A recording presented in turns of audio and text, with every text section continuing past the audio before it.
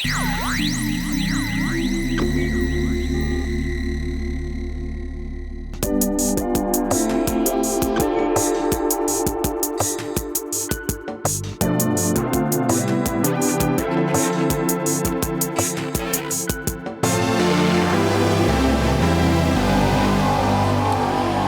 and welcome. I'm your host, Geoff Shullenberger, and this is Compact Conversations, the podcast where I sit down with one of Compact's contributors to discuss one of our articles. This week, I'm joined again by columnist Juan Rojas, who has just written for us on Mexico's political revolution this week, and has just come back from Mexico, where he witnessed the historic landslide election of the first female president of the country, Claudia Sheinbaum, who will succeed Andrés Manuel López Obrador, about whom Juan has also written extensively. So welcome back north of the border. Glad to be home.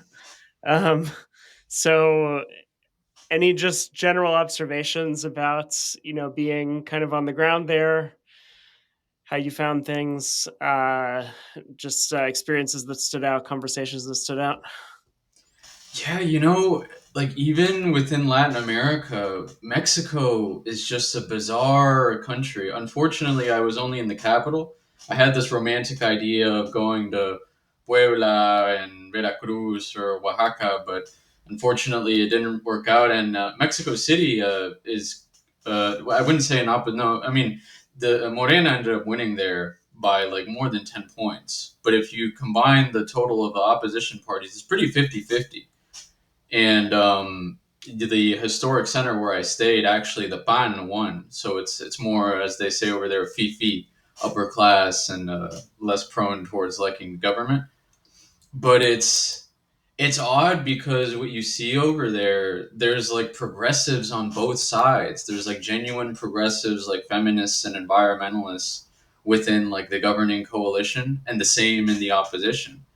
And it's just odd and it's good, actually. The basis of politics, it really kind of revolves around the president, but it's just, hey, this guy is actually for the people and everything else is just noise. That's how it should be. Yeah. So one thing that struck me was you and I both wrote about Nayib Bukele in El Salvador earlier this year, and you recently have a long piece out in American Affairs, which I recommend to people. That's very comprehensive on Bukele's governance so far, and he was just inaugurated around the same time as Yeah, this same time election. as Sheinbaum's victory. That's entirely correct. And one thing that struck me with those parallel events was, I mean, obviously he was elected in a landslide. You argue in your American Affairs piece that for various reasons it's kind of, there's clearly still an element of kind of formal electoral democracy in El Salvador, but it's also hard to think of it as exactly a democracy at this point. Yeah, it's basically a dictatorship. I know a lot of listeners are going to get upset by that. Yeah. I mean, look, I'll be real. Like, yeah, I don't really like the guy that much, but he has improved the country by. If you just talk to normal people, normal Salvadorans, even just here, they love him with good reason because the country is a lot safer than it used to be. It's entirely understandable. He's a savvy politician. I don't deny that, and I respect the will and opinions of Salvadorans. But as far as checks and balances, all that kind of stuff, if you're cool with that, that's fine. I'm just being real. Yeah, and again, people can read your long piece in American Affairs if they want to kind of get the full argument on that front. Now, it's interesting. AMLO too and his party have been accused of quote unquote democratic backsliding. I've noticed. Notable U.S. commentator David Frum, who's kind of a sort of bellwether of a certain kind of centrist opinion, is tweeting regularly about essentially that there's now a dictatorship in Mexico and it's not a democracy, and I mean effectively saying things like that. And what's really bizarre about that is it's just the association with Obrador. I mean, by any other under any other conditions, someone like Claudia Sheinbaum would be celebrated by a David Frum and a lot of these centrist establishment types, and they have. Yeah, a lot of progressives and centrists have been, oh, this is great, a climate scientist, blah blah blah blah blah. She's so cosmopolitan and an academic. But some of them, they're just whoa, no, no, no. But she's associated with this big bad nationalist man who's destroying democracy in Mexico. So one thing that struck me beyond the kind of general, I mean, they're both kind of manifestations of populism of different sorts. But another thing that struck me was almost the opposite seemed to hold in these two elections in terms of the major issues that drove them, which is that, when I was in El Salvador, and when you wrote about it as well, we both noted that the economy is actually not all that central to what seems to that the Mm-hmm. economy there has been relatively weak under Bukele. Very, There's very weak. maybe been some improvement recently, but Mm. overall, and just speaking to people there, most of them were not particularly happy in economic terms. They were mostly just happy about the fact that things were so much safer and they were no longer being tyrannized by the gangs. Whereas it Sorry to seems that interrupt in you here. He yeah. actually, in his inauguration speech for his second term, pointed this out, made a point to go out of his way and say, hey, yeah, I understand that the economy is not doing very well. I will make this my top priority, creating jobs, etc. I mean, that tells you something that, uh, yeah, getting a job and ahead in El Salvador is still very, very difficult. Yeah, and it's notable how people were kind of willing to give him the benefit of the doubt on that Mm-hmm. front Mm-hmm. because they were so satisfied with the security improvements, which were indeed dramatic. It seems that something like the opposite held in Mexico, which has had its own problems with serious crime and insecurity, although That's an somewhat excellent less assessment, in recent actually. years. Yeah. But people seem to be willing to give the government the benefit of the doubt Mm-hmm. on the security front because they were pretty happy with the economic improvements. So Exactly. it's almost as if they're kind of inverted. They're both like landslide victories that indicate a deep popular support for the leader, but kind of on opposite grounds. Where in one case, okay, the security isn't that great, but the economic improvements are so notable that that's enough to pull people along for another term. In El Salvador, the opposite is the case. Yeah, and like I point out in the piece, if you look at it in the aggregate, cumulative GDP growth per year, I mean, it's better in Mexico than in El Salvador. It's been like 1% in El Salvador for 10 years. That's horrible in a country that poor. In Mexico, it's been around 2% in the past 6 years. That's still not great.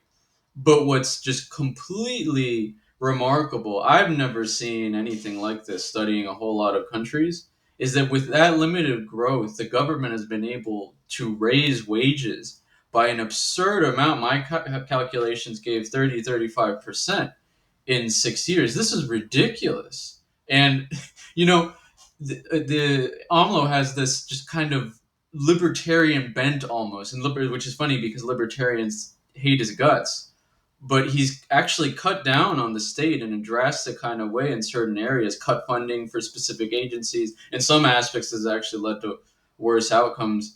Cut salaries for government workers, cut down on bureaucrats. I mean, in a way, it's kind of the small government type of thing, but it is a more activist government. And he uses this in a great populist manner throughout his term. He's been fighting with the Supreme Court, who the head of the Supreme Court is like public enemy number one over there for him. He does this thing in his daily press conferences. He'll like reveal people's salaries because one of the first things he did when he came in was cut his own salary by like 60%. And the Constitution says that no government official can earn more than the president. Well, he then later found out, hey, it turns out that a lot of these Supreme Court justices, they're using a legal interpretation to not cut their salaries. Hey guys, look, this is how much they're earning. It's genius. So, yeah, I mean, this point about austerity is one that we've discussed before, which is kind of interesting in relation to something else I was going to bring up, which is sort of that, the basic point you make there, and you've highlighted a chart that shows this, that basically there's been dramatic improvement in people's income, and basically like working people's incomes, despite the growth figures not being particularly great. And on one level, this seems to just be about as direct. And I said this on the regular podcast as well, that it seems to be how it has kind of direct refutation of certain kind of neoliberal dogmas as you could find, right? That Oh, we can't but raise wages, right, unemployment, inflation is exactly going to that. go up. Right, that sort of what you have to do is supercharge growth, and then things will trickle down, and so on, right? And here we have, and you can't do that by raising wages. That'll kind of derail the whole thing. So here we have like a direct case of the opposite, exactly the opposite happening. Hmm. And then what's kind of interesting here is that, okay, he's hated by the kind of neoliberal establishment, but he is, engaged in a kind. I mean, if you look at sort of, say, like a more standard neoliberal shock therapy approach, like you have in Millet attempting to Yeah. undertake in Argentina, it's like fire a bunch of civil servants, shrink the Hmm. state, cut the payrolls. Okay, so like he's not entirely deviating from that, right? But he's doing it to different ends. I assume the rationale partly being that that there's sort of a class of sort of state dependent bureaucrats who are. I mean, Yeah, this kind of exactly. ties into analyses that our um, writer Malcolm Chayuna has made about this idea of like the transferiat, that there are kind of these people Exactly, exactly. who basically just subsist off of state largesse but don't actually contribute anything productive to the economy. And so Yeah, yeah, yeah, it's yeah. I it's as if mean, he's kind of implementing some version of that, where like hmm, what you want to do is reward people who are actually productively contributing to the economy, and cutting back on the areas of the economy that are essentially kind of useless. parasitic. Yeah. Yeah, I mean, it's so odd. Here in the U.S., for example, progressives love to fetishize NGOs. Oh my God, these great cosmopolitan champions that are helping people, blah blah blah. And I mean, sure, I guess to an extent. I mean, a lot of times the presidents earn like half of the salary of the entire organization because they need to wine and dine all these billionaires, whatever. But you go to Mexico, and the Mexican left, and specifically the president, despises these NGOs. He hates, and that's one of the reasons they accuse him of democratic backsliding. Oh my God, how could you possibly attack civil society? But what he says is, hey, like we want to just cut out the middleman. Why do we need these useless NGOs? They're just pocketing a lot of the money. Anyway, we want to get cash directly to the people. And so it's just this great thing. I mean, on the other hand, like I said, in a way, the state has been shrunk in some areas, but what it does is the opposite of what. And Milei hates AMLO. They've had some back and forths, especially in the mañaneras, the daily press conferences that AMLO does Monday through Friday, for 3 hours. But under AMLO, I mean, yeah, he attacks billionaires. He's forced them to pay up for rampant tax evasion for decades under his predecessors. And I mean, this guy, it's incredible how he gets away with these things. He's the most like left wing in some ways president that manages to nationalize properties and get away with it. And not necessarily properties, it's more so things he wants to get done, and then there's like some company that's in the way. I'll give a great example that we talked about. I wanted to write about this. This is still ongoing. The third richest man in Mexico, Ricardo Salinas Pliego, who's this like loves crypto, loves Milei, Bukele, arch libertarian, hates. They actually had like an informal alliance for a time, but they've been fighting because the guy owes, at least according to the government, something like $2 billion, and he doesn't want to pay up. So for months they've been going at it in the press conferences, and Salinas, he's actually also owner of one of the top TV stations in Mexico that is all completely opposition. There's very few pro government voices. So the president is just going at it with this billionaire back and forth. He seized his golf course, declared his golf course a natural preserve. And so then Salinas said he would go to Spain to golf in his golf course in Spain. It's great. It's great. He just drives the media insane doing this kind of stuff. So your overall sense is that Scheinbaum, who is his successor and has been a kind of close confidant of his, is unlikely to kind of continue this confrontational style. It's not. I mean, it's not her Most personal likely. style, and it's not how she's governed in her office as mayor of Mexico City. So, I mean, I'm wondering, have we gotten any sense of has she done anything notable since the election finished, or said anything notable as far as kind of signaling her plans? Or I said this earlier, and maybe I shouldn't have, but I guess I'll be more ambiguous. A friend of mine told me that one of her closest advisors actually attended an event by a prominent conservative think tank in Mexico City. That to me is a good sign of outreach. But I mean, these are just kind of surface level things. I cite in the piece also how I mean, yeah, this is just kind of generic. She said she wants to cooperate with whoever's in the White House after November on immigration. But specifically, I've said this so many times, Ramon de la Fuente, who's seen as a likely foreign minister, and actually now he's heading her like transition, openly criticized of the Biden administration's asylum policy. That's pretty surprising coming from a left wing government, especially the one in Mexico. He said it was an impediment to reducing border crossings. Obviously, it is. His exact words were, "The second anyone touches land in the U.S., they're automatically eligible for asylum." This is not a good way to reduce border crossings, obviously. But well, we really won't know exactly what happens until she's president. She's seen as way more technocratic. She doesn't have the charisma of her mentor. She's generally not as combative. Throughout the campaign, there were some fiery moments, and she actually can be fiery, but it's mostly because she's attacked, and that might be good in the sense that just this momentum from Morena and the intense hatred of middle class, upper class people in the media against the party might be able to keep her on the right track. On the other hand, yeah, I've said that she's way more conventionally progressive. We will just have to see. I think no matter what, and with by the midterms in 2027 or 2030, we'll see a much stronger hard right in Mexico, which basically doesn't exist right now. I would chalk it up due to AMLO's heterodoxy.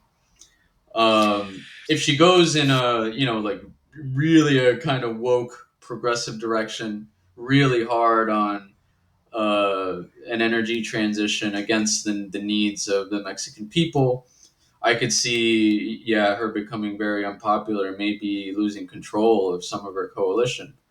But if she just sticks to the bread and butter stuff, the economic populism, raising wages, which she might have to, considering that they might codify, we can talk about this in a sec, they might codify into the Constitution some of the reforms of the current government. I think she should be successful, hopefully.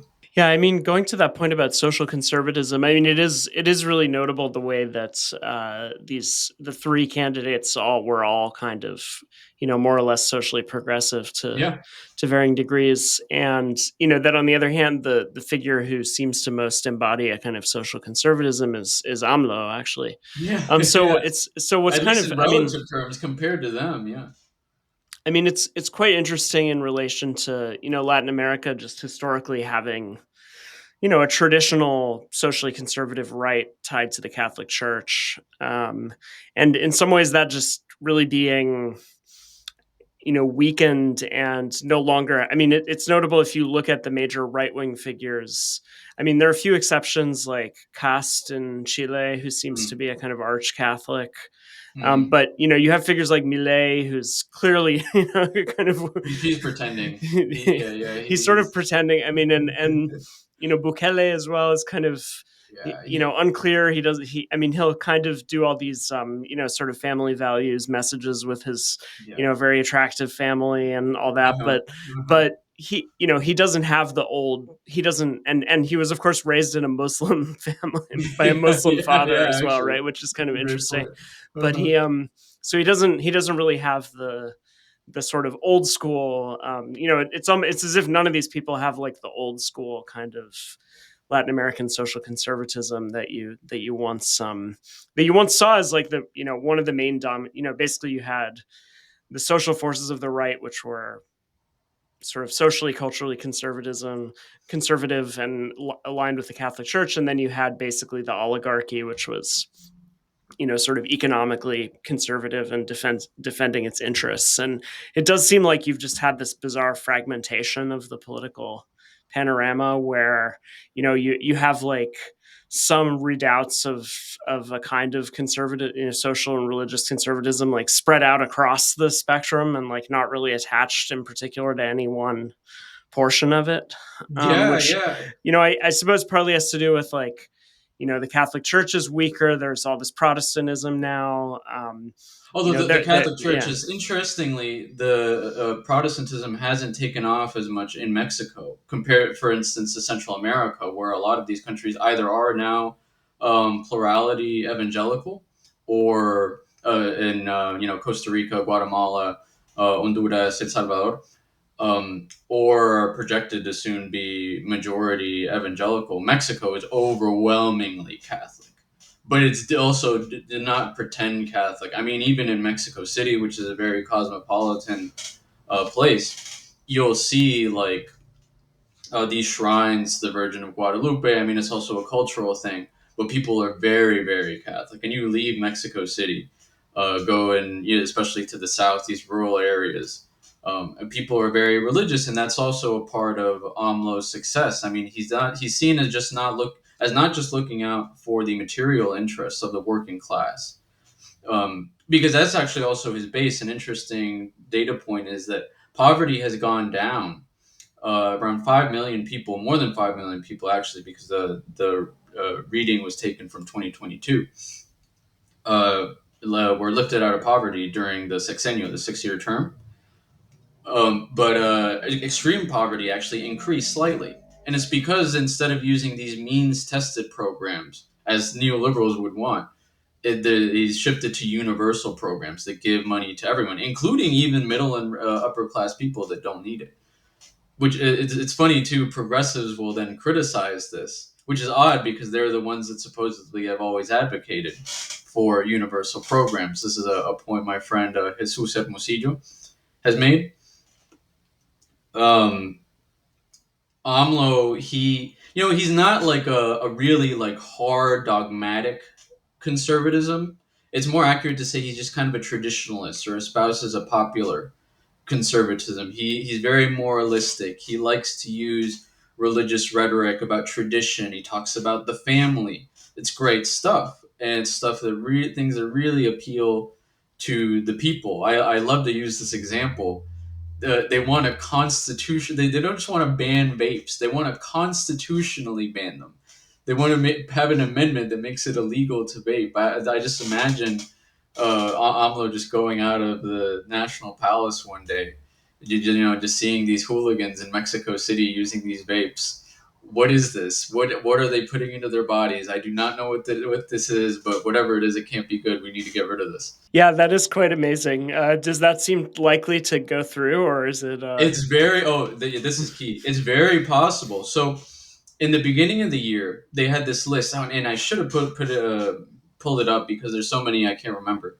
There's like 20 amendments, or maybe not amendments because some of them go together, but they want to enact like 20 reforms into the Constitution that were previously seen as just campaign pledges, things that they wanted to do because they were seen as not being able to pass. They actually passed one of them, which is gonna now guarantees workers 100% of their salary and pensions. Really extraordinary on even a global level. But the thing is, Sheinbaum won and the party won so overwhelmingly they have 2/3 control in the Chamber of Deputies and are 4 seats short in the Senate. That's basically still a supermajority. I mean, they could just bribe 4 members of the PRI who just have no ideology. They're just corrupt clientelists. But the interesting thing, and this is why I've said this, you're going to hear the terms democratic and backsliding on loop until AMLO leaves office. The new Congress term starts a month before Shane Baum is elected. So you're going to have this tyrant with supermajorities in the legislature. He might be able to pass a lot of these through. The one of them is that in constitutionally, the minimum wage would always have to be raised more than inflation, codifying a lot of the social programs as well, directly electing judges, which goes back to this battle he's had with the Supreme Court. I think they might not actually do that because they don't necessarily need to.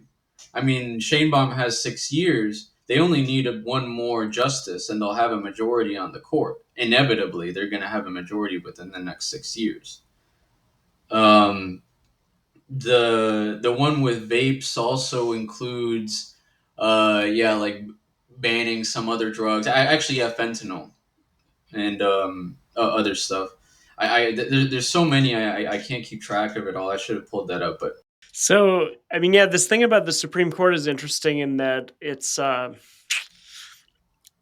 it goes along, and this is something I often think about. You have these kind of more open-ended constant. I mean, disastrously in Chile in the end, but you have these kind of more open-ended constitutional processes happening in various parts of Latin America that, in some cases do seem to go along with what some on the left actually, are arguing for in the United States, right? As far as, kind of counteracting the anti-democratic dimensions of the constitutional order as it currently exists, right? And the Supreme Court is definitely one of those. And you can find many people on the left kind of arguing about this, but there's a weird. I find that people don't really look abroad at where or the only people who do are like the sort of centrist neoliberal types who are going to raise concerns about democratic backsliding and all that kind of stuff. But you don't really see the left kind of looking at. I mean, they got very excited about the Chile thing and then just like forgot about it as soon as it failed. And you just don't really see people looking at what's going on in these other countries. So that's kind of interesting that this point about okay, should Supreme Court justices be democratically elected? Well, I mean, that does kind of go along with a longstanding critique of judicial power from the left here that that I'm not saying I necessarily endorse, but it is consistent with the kind of left wing critique of the U.S. constitutional order to kind of seek that kind of democratization. But another thing that's kind of interesting here is your piece was a very well received, and widely read. So that was great to see. And interestingly, I feel like a lot of people on the left really, in the sort of Anglophone and U.S. left, seem to have really learned a lot from your analysis. I don't know if you've had any interactions because I mean, it does seem to me that the American left has been overall pretty just like oblivious to AMLO's achievements a lot of the time in recent years, and not it's quite surprising that you have as you said in the piece and as I've said, this figures really arguably the only kind of left populist to come out of the 2010s period in which left populism was on the rise in various places and really seemingly achieve much of what he set out to, and has now been rewarded. His party has now been rewarded for that with an expanded mandate. So it's kind of surprising how oblivious much of the left was to what was going on, and I'm curious if any sort of reactions from like English language readers who came upon your piece have, particularly from the left and progressive end of things have struck you. A lot of the replies I saw on Twitter, just so many readers saying, "Wow, I had no idea," Why hasn't this been reported on? And I can actually tell you why it hasn't been reported on. It's because the Mexican opposition completely controls the narrative on the country. It's crazy. A lot of these guys who write for the well established papers in Mexico, on Twitter, they post almost exclusively in English. They are columnists at like, you know, the Washington Post, or they have easy access to them. You rarely hear the perspective of the government. Oftentimes, in a lot of these pieces, they might ask for a quote, but they rely on quote unquote the experts who are all from the opposition. It's crazy. I talked to a staffer at Morena's campaign headquarters, and he said, yeah, something more along those lines. They just don't listen to us. They don't come and ask us for our opinion. So it's like I said, it's interesting as well because many in the opposition, they call themselves progressives. And so they'll write for the New York Times, the Washington Post, etc., that almost dismantling democracy. And what they'll talk about is, you know, and some of these criticisms are fairly legitimate. Whatever, environmental damage because of the Maya train, militarization. That's a whole other issue that deserves like another episode. And yeah, the fact that he like has attacked feminists. It's mostly feminists that attack him, but you know, they accuse him of being this like masquerading reactionary or whatever. They don't actually care about the people. They only care about these identity issues. It's very telling, and as a result, a lot of you know, normie Americans do not know about the government raising the minimum wage at all, banning subcontracting, you know, squeezing billionaires, popular things that people across the aisle would support. And the narrative that they'll get is just one sided. On the other hand, a lot of the people in the media here that report on Mexico, evidently, they do just really care about these more symbolic issues than the practical ones that affect the people. Yeah, and I think there is a class dimension to this too that just has to do with, I mean, it has to do with the NGO complex that was brought up. It has to do with the media landscape within Latin America and, you know, the way that it is kind of tied historically to these oligarchic interests. And, you know, if you just look, I mean, not to say that that isn't the case in the US as well, but it's sometimes just like if it often can be a bit more blatant, let's say, or it's like less well disguised, in some of these regions of the world. And you know, so and also just what you have is a class of people who, you know, have often gone to university abroad or done graduate degrees abroad, Mm-hmm. and so they have the Mm-hmm. connections and they have the sort of institutional credibility that means that they're the ones who are setting the narrative for, you know, media coverage in the West, or in North America, and you know, in Anglophone North America and Europe, who, you know, tend to be, from a certain class, that is, you know, often at odds or finds itself at odds with these populist leaders, right? For often like pretty fundamental, you know, material and sort of power related reasons, right? That often these leaders, just because of the nature of their mandate, are at odds with the interests represented by Elites. these Yeah, elites yeah, who staff exactly. these I mean, NGOs and institutes I and was, so on. yeah, exactly. I mean, I was just, I mean, I knew this, but looking at the actual results, I almost couldn't believe it. Yesterday, the breakdowns by education. This is something crazy. I was talking to a pro Morena academic, but he was actually saying that that's not in the majority. This is crazy to me. You look at other Latin American countries, like in the U.S., academics, especially those that study social sciences, are overwhelmingly left wing. That's not actually quite the case in Mexico. There are left wing academics, obviously, but there are very important people in positions of power in academia, normal, you know, PhDs, etc., that are, I mean, you almost don't want to call them right wing, but they're anti AMLO, they're anti Morena, and you know that in Mexico they call it La Cuatro T, 4T, the fourth transformation, as he calls it. But This is really Morena. It's and its allies. It's a New Deal coalition. Wow, just something like 60-70% of people without college degrees support the party. And when you go up the education ladder, it's the PhDs that least supported Sheinbaum, which is insane considering that she herself is a scientist with a PhD in energy engineering or whatever. So, I mean, they have just completely bucked the trend of Brahminization. Who knows if they can keep it up? Well, we will be on the lookout, and I'm sure you will be covering Mexico for us more in the future. So I think we can leave it there for now, but I'm sure there will be much more to say as we see what happens under Scheinbaum. Thanks again, Juan.